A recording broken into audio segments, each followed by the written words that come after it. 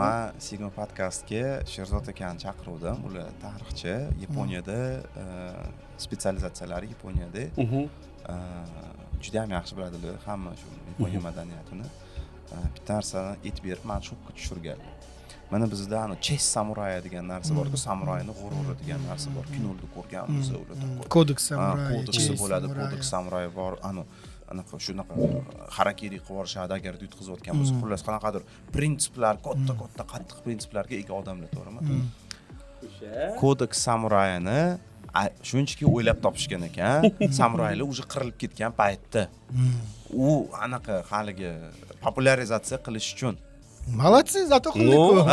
Zato qilamiz. Lekin haqiqiy narsa emas ekanda. Unaqa Kodeks Samurai bilan yashagan haligi put samurai Bushido deb yurgan odamlar bo'lgan degan narsa sochilib ketdi shunda.